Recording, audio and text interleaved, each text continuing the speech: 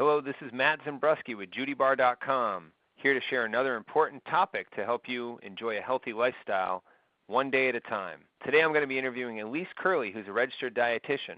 Elise graduated from the University of Connecticut with a Bachelor of Science in Nutrition and Dietetics.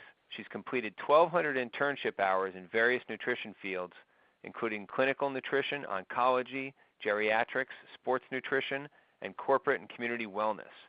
She's accredited by the Academy of Nutrition and Dietetics, where she is also a member, as well as with the Massachusetts Dietetics Association. Elise, thank you so much for coming on today for today's interview, and why don't you share with our listeners a little bit about yourself and what really got you started with nutrition and wellness? Sure, Matt. I'm really excited to be here.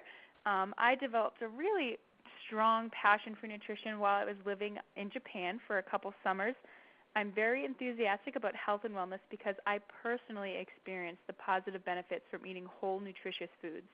So I'm here today to inspire and educate others about nutrition so they too can experience all the wonderful benefits of healthy living that I've experienced so far in my life. That's wonderful, Elise. I know you like to lead by example, and before today's interview, I'd asked you to come up with a really good topic that you feel would be really pertinent to our listeners and is really important for the health-conscious Americans out there today. What topic did you choose for today? I chose sodium, and I nickname it the hidden enemy because it's really in everything nowadays. It's in a lot of our foods, and eliminating this in our diet could really end up saving our lives, and I think it's super important that we understand how it affects our body and what foods it's in. That's a really, really good topic, and not one that you hear too much in the mainstream media. I know you read a lot more focused in your field with nutrition and wellness and so forth, and I read a good amount of the mainstream media, and I know sodium comes and goes with the topic, but it's not that often that it would come up as a key topic of conversation that you'd expect Americans to be really conscious of. So tell us a little bit about sodium. Why is it such an important aspect of a really enjoying a healthy lifestyle, from your opinion? Yeah, sure. So sodium is important. Our bodies do need it, but the Americans typically eat too much of it. So sodium lurks in a lot of our foods, both in the restaurant and even in our own homes. It's found in dairy products, breads, deli meats, canned goods, pretty much any packaged and prepared food, sauces, and things like that. And high sodium intake over a period of time leads to many different diseases and can even lead to death. In addition, excess sodium can make us retain water, and that leaves us feeling bloated. It can make us feel heavy and tired. And I call, sodium, I said before, is a hidden enemy. It's also kind of a silent killer because there's no symptoms of sodium overload in our bodies until some of the damage has already been done to our organs. Wow, that can be pretty scary with there's no symptoms. Like you're saying, it's a silent killer. So to keep things in a very practical mode, tell us a little bit more about sodium and, like an average American, how much should we be consuming? What should we be thinking about? We go about our days, we eat our breakfasts and snacks and our meals and go throughout our day. Most people don't really think about sodium too much. You may think about the fats and the calories and those other aspects of the food. But tell us a little bit more about how much sodium should we be consuming on a daily basis? Sure, yeah, that's a really great question because there's a lot of different information out there, I know, and it's hard to decipher what's right and what's good for us. So like I said before, sodium is added in excess to a lot of foods, and most of the time it's to make it taste delicious and to preserve the food so it has a longer shelf life. And our bodies do need sodium, like I said before. It's important for muscle contraction, our heart function, and other vital systems within our bodies. But our organs really only need about 500 milligrams per day minimum to maintain normal functioning. So it's recommended that we intake between 1,500 to 2,000 milligrams per day, and that's for the average healthy American. There's going to be some differences if people have certain conditions, but that's an overall average. And there was a study done by the CDC, and it is averaged that Americans 2 years of age and older are eating an average of 3,436 milligrams per day, which is more than double the recommended intake. And like I said before, when you do that over a long period of time, it can lead to heart disease, stroke, kidney disease, even blindness, which is caused by that high blood pressure from too much sodium. So it is really important that we take care of ourselves, try to lower our sodium intake, and know what we're eating and what we're putting in our bodies. Wow, that's really important. And actually, sodium itself, for me personally, I've been very aware of it, more so when I was growing up, because my dad actually had high blood pressure, and when I was a kid growing up, my mom would always be very conscious of not adding extra salt to food and things like that.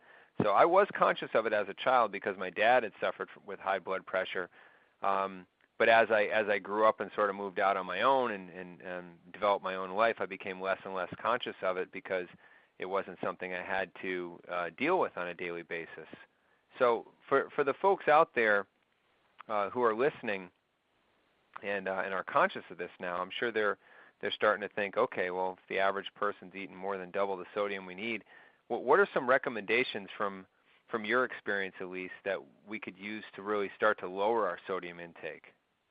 Yeah, sure. I know it's always, we want to know how we can, come up with a solution. So I have a couple of good tricks. The number one thing, and it's really plain and simple. It's become a label reader. Know what is in your food, know what you're eating, and watch your serving sizes. That food label is so important. It tells you exactly what you're putting into our body, and it's very easy to decode and understand once you start reading them.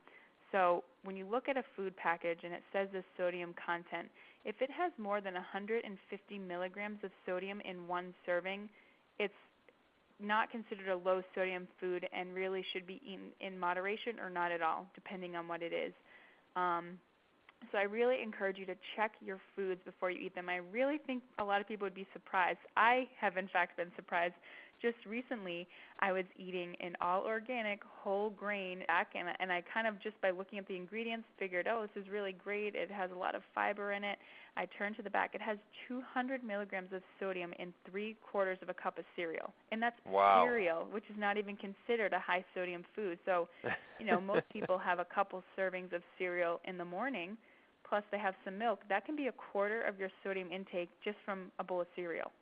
Wow. It's very surprising. So, yeah, that's definitely an important thing, is to read labels. And another important thing is choosing no salt added options whenever that option is available.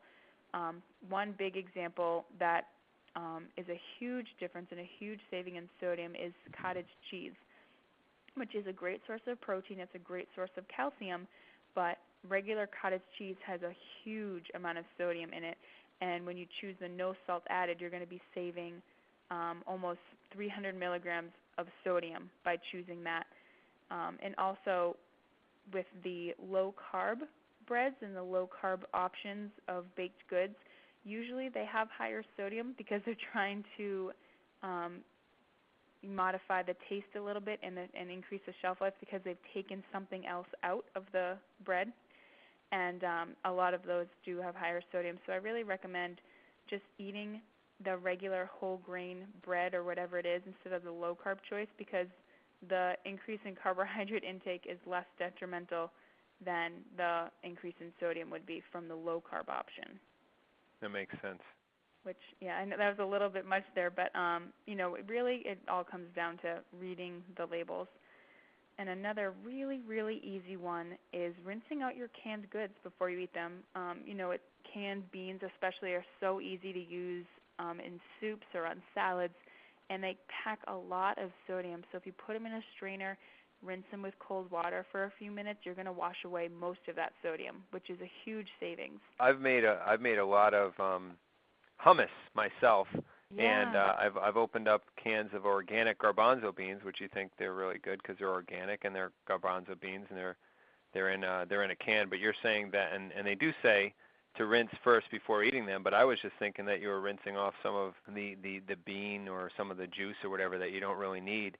But you're actually saying that when you're rinsing your canned goods, you're actually rinsing a lot of that sodium out of it before you use it for cooking. Right, because what they're put in, either a liquid or whatever that has a lot of the salt in it. So you're just washing that away. It's still going to have sodium in it, but not nearly as much as it would if you just ate it straight out of the can. Oh, that makes good sense. That's great. Yeah, That's great advice. Let's go through a few more. Do you have a few more suggestions of Sure, absolutely. ways to reduce it? Another really quick and easy way, which some people don't love to hear, but eating out less often. I know it can be a social event. It's fun to eat out.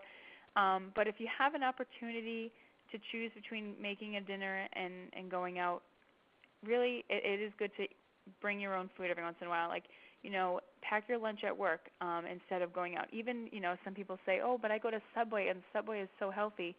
And they do have some healthy options, but most of the time when you go to sub shops, and not to just pinpoint Subway, but places like that, they typically have high sodium sauces, high sodium meats, high sodium breads, and all of those things. And when you're cooking and making your own food and reading the labels, you have control over that. You know exactly what you're putting into your body, and it's a really easy way to lower your sodium.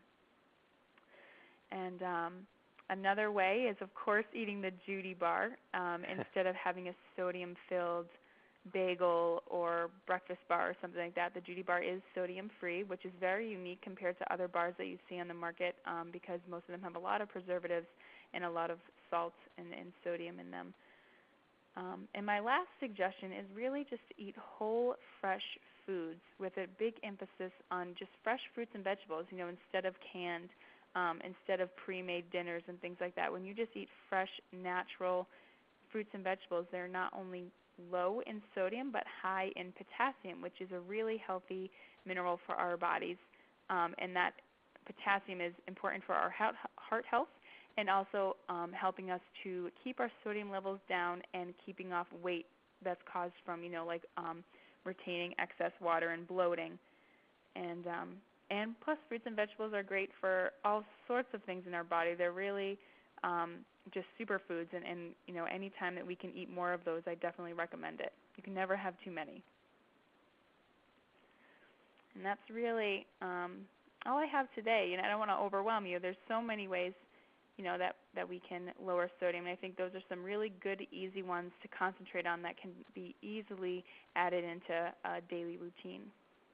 Yeah, you covered a lot here, and I've taken some notes as well, Elise, and hopefully our listeners are as well, because we've covered a lot of good points here. So for lowering sodium intake, you had talked about becoming a label reader and going for the no salt added options wherever possible. Don't go for the low carb options because typically they're bumping up the sodium. That's very, very sensible advice. Rinsing your canned goods, eating out less often, having a jutibar, and eating the fresh whole foods, especially the fruits and vegetables.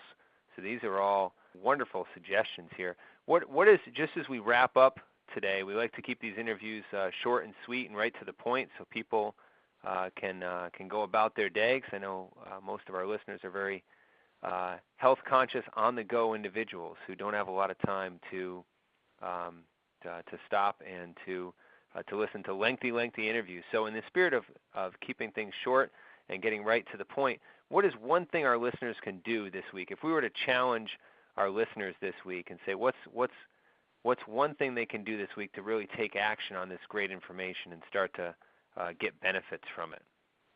Absolutely. It's always good to have a challenge and something to reach for. And this week I challenge our jutibar participants to read the labels and the ingredients on any food package that comes into your hand, whether you're grocery shopping or you are out at a sub shop or the food is already in your home. Read that label and become aware of how much sodium you are putting into your body.